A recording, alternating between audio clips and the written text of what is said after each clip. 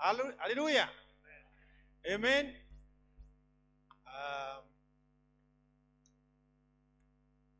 Your Grace Archbishop,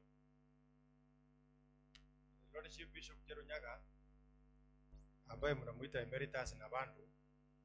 Emeritus atapewa wakati ataretire officially. Emeritus haitaji tu kwa sababu ati unaenda kuretire. Usikure utaretire, that is when your name will change to emeritus. So Bishop, Lordship, karibu sana. You join me down here. We serve the church. Mpeni makofi.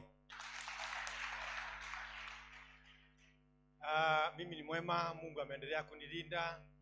Mungu ameendelea kunisindikiza na mambo mazuri katika uzee wangu, katika retirement yangu. Naona Mungu ni mwema na kila kitu ni kizuri. Nimekuwa nanyi hapa. Last Sunday we are here. Tukafanya jambo ambalo ni la kuonyesha mfano, kwa sababu ukizeeka kama mimi, kile kimebaki Your Grace ni kupeana mawaidha, kwa sababu tunataka kila mmoja benefit na experience, benefit na huo uzee, kwa sababu that service ya miaka yote hiyo, there is something that I have learned that I want to share with you, and I'm sharing with you from the Bible. I will just read Your Grace sitahubiri. Galatians 6 verse 7. Nitasoma kwa Kiswahili. Musidanganyike, Mungu afanyiwi dhihaka. Alichopanda mtu ndicho atakachovuna. Hello. Praise God.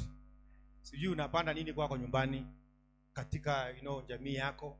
Sijui unapanda nini kanisani. Sijui unapanda nini kwa wenzako, because that is exactly what you are going to harvest.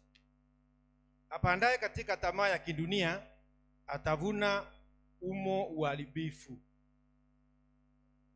lakini akipanda kwa Roho atavuna kutoka kwa Roho uzima wa milele. Basi tusichoke kutenda mema, yani tusichoke kupanda mazuri, maana tusipolegea tutavuna mavuno kwa wakati wake.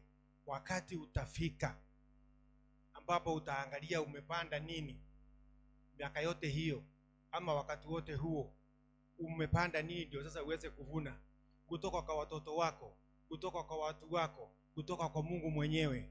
Ukipanda mahindi utavuna mahindi, lakini kumbuka ukipanda kidogo utavuna kidogo. Biblia inatueleza wazi. Kwa hivyo tukiwa bado na wakati, we have time.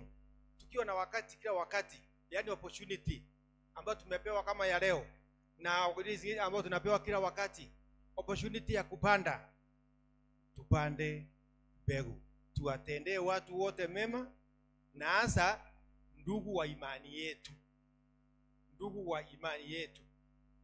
Kwa hivyo jamani, mimi nasema kama mzee, tuendelee kufanya mazuri. Tufanye mazuri, na hao wakati wa kuvuna utavuna mazuri. Mungu awabariki sana, Mungu aendelee kuongoza. Thank you very much.